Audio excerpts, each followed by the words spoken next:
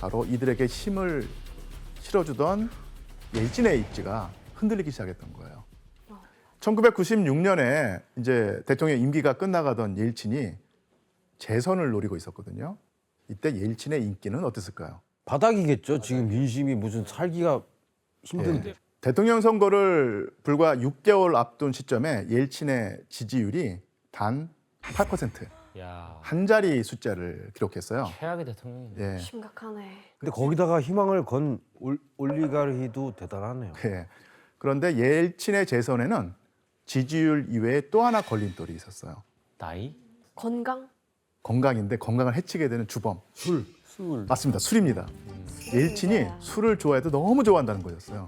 역시 보드카의 나라. 예, 그 정도가 너무 심각해서 공식 행사에서도 자주 술에 취해가지고 러시아 이미지를 깎아내리기 일쑤였는데요. 그 한 예가 1994년 9월에 아일랜드 총리와 회담을 하려고 아일랜드 공항에 도착을 했어요.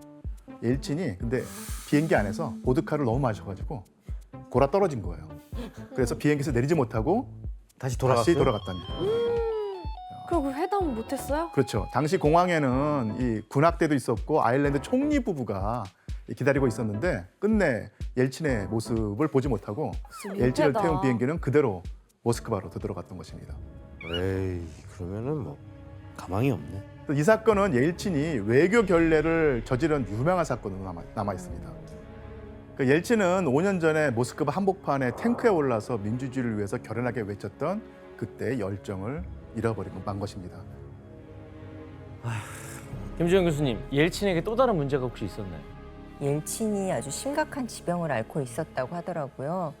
바로 심근경색이었는데요. 당시 옐친 측근들은 본인이 재선을 포기하고 최측근을 후계자로 세울 거라고 예상했을 정도로 건강이 아주 나빴다고 합니다. 근데 저런 상황에서도 재선을 도전한 이유는 감옥 안 가려고 하는 거 아니에요?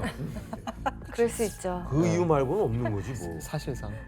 이렇게 옐친의 이미지가 이 정도로 그 땅에 떨어져가고 있던 이때 민중의 불만을 등에 업고 다시 부활을 노리는 사람들이 있었습니다.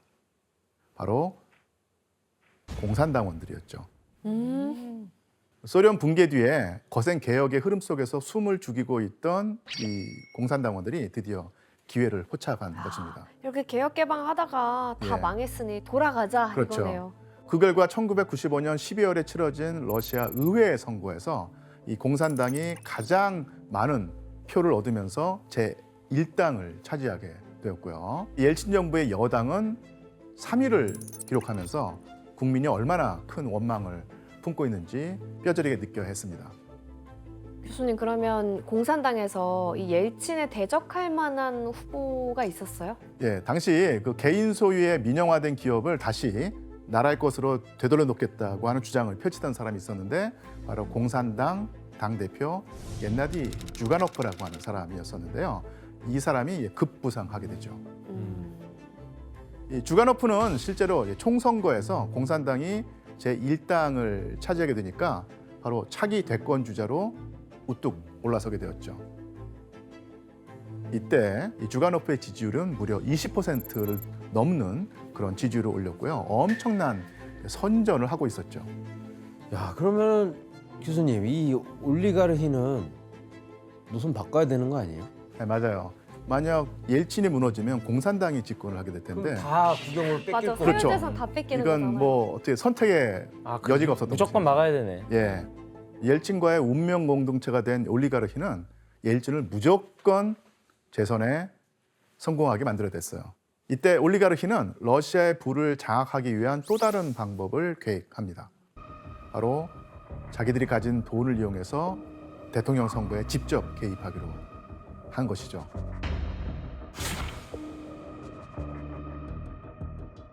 이때 옐친을 다시 한번 대통령으로 만들자면서 뭉친 올리가르히가 바로 옐친의 킹메이커 7인방이었습니다. 와, 예, 먼저 7인방의 대표격인 인물은 옐친과 가장 긴밀한 관계를 유지해온 베르조프스키였는데요. 그는 자동차 업체와 석유기업, 니켈 회사, 은행, 신문사, 방송사, 항공사를 소유할 정도로 거대한 부를 축적했습니다. 다 가지고 있네. 제일 많이 갖고 있네. 그리고 앞서 이야기한 은행으로 신흥재벌이 된 구신스키도 은행을 비롯해서 방송국, 신문사 등을 소유한 미디어 재벌이었죠. 구신스키. 또 포타니는 은행과 함께 니켈 회사를 소유했는데요. 1994년 매출액이 현재 가치로 7조 7천억 원대를 기록한 러시아 최대의 니켈 회사였습니다. 금융과 석유 재벌로 통하는 호돌콥스키가 소유한 세계적인 석유 회사 유코스 역시 1996년 당시 러시아 기업가의 재계 순위 3위를 차지할 정도로 규모가 컸습니다. 이야. 마찬가지로 금융과 석유 재벌이었던 프리드만 그리고 금융 재벌 아벤과 스몰렌스키가 여기에 가담합니다. 7인방. 돈 되는 건 다 갖고 있는 거야, 그러니까. 어마어마하네요. 이 자산을 다 합치면 러시아 부의 절반을 차지했다고 해도 과언이 아닌 이 7인방은 오로지 자기의 이권을 지키기 위해서 대통령 선거에 개입을 하게 됩니다. 와 진짜 심각하다. 근데 너무나 권력가들이라 예. 뭐라도 할 것 같긴 한데 도대체 이 옐친을 위한 전략이 어떻게 돼요? 먼저 7인방은 자기들이 소유한 방송 매체를 통해서 선동에 나서게 됩니다. 언론을 장악하고 있습니다.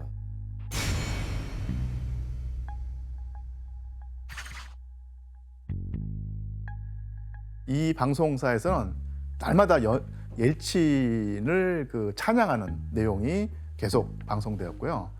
또한 상대 후보 주가노프를 비방하는 광고도 만들어서 내보내면서 네거티브 전략을 펼쳤습니다. 자, 당시 광고 사진을 한번 볼까요? 자, 가운데 적힌 글을 일리아 씨가 한번 읽어봐 주시겠습니까? Думай и выбирай. 생각하고 선택하라라는 뜻이에요. 위쪽에는 옛날 공산주의 시절의 모습을 보여주는 것인데 상품도 없고 배급받던 시절이다. 아. 근데 지금은 좋은 상품들이 넘쳐나지 않느냐. 그래서 사회주의 시절로 돌아가기 싫다면 잘 생각해서 투표하라는 메시지를 담고 있는 포스터였습니다. 자, 이렇게 옐친의 선거 캠프에서 대형 방송사를 거느린 올리가르키가 있었기 때문에 옐친에게 유리한 일방적 편파 방송이 시작되었죠. 와 그리고 신문에는 주가노프가 선거에서 승리할 경우에 어떤 부정적 결과가 일어날지 이런 사실들이 쭉 열거되었습니다. 이렇게 올리가르키는 방송을 통해서 옐친의 개혁 정책에 대한 대중의 부정적 인식을 완화하려는 시도를 한 것이죠. 일리아 씨 혹시 당시에 TV 방송 봤던 기억이 있어요? 네, 그 시기에는 이제 러시아 방송을 이제 틀기만 하면 러시아 여러 사람들이 나와서 뭐 군인, 노인, 뭐 은퇴한 직장인 막 나와서 나는 우리나라의 미래를 선택한다, 옐친을 찍는다. Ельцин руководит, продолжает свое начатое. Пусть доводит до конца до хорошего. 막 이런 식으로 그 광고를 많이 만들어 놔서 거의 매시간 보냈기 때문에 국민들을 세뇌시키려는 그런 효과를 노린 거죠.